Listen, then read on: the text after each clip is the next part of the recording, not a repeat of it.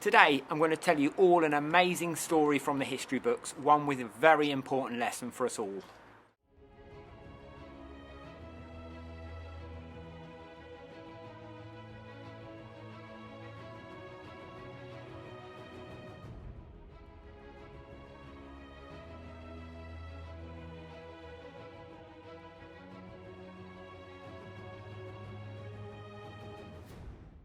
The main character in this story is a man I have huge admiration for, the one and only Alexander the Great. Here's a few facts about him.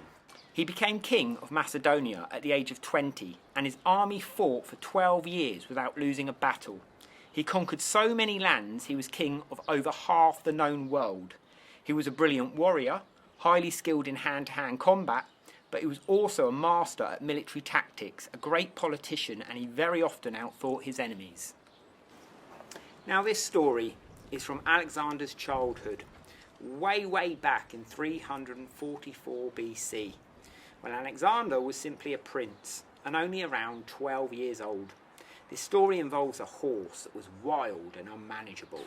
The horse is arguably the most famous horse in history. Alexander himself named the horse Bucephalus. According to legend, the horse was originally offered to Alexander's father, King Philip II, for a huge sum by a horse dealer. King Philip considered the horse completely unstable, a danger and out of control. Alexander had a gift, even at such a young age. He had the gift of empathy, one that we all share. He looked at that scared horse that day, like many of his father's soldiers, but unlike them, he saw the situation through the horse's eyes, and he realised instantly why that horse was so scared. When his father ordered for the horse to be taken away, Alexander demanded the opportunity to ride the horse himself. His father relented at first. The horse was very dangerous. But in the end, he saw it as an opportunity to teach Alexander a valuable lesson. So he settled on a wager with his son. If Alexander couldn't control the horse, he would pay his father the value of it. It was a wager his father had already lost. Then young Alexander did the first of many things that would make him the legend that he'd one day become. He'd noticed that the horse was scared simply because of its own shadow dancing around on the ground in front of it. The horse appeared wild and uncontrollable, but in reality that horse was simply misunderstood.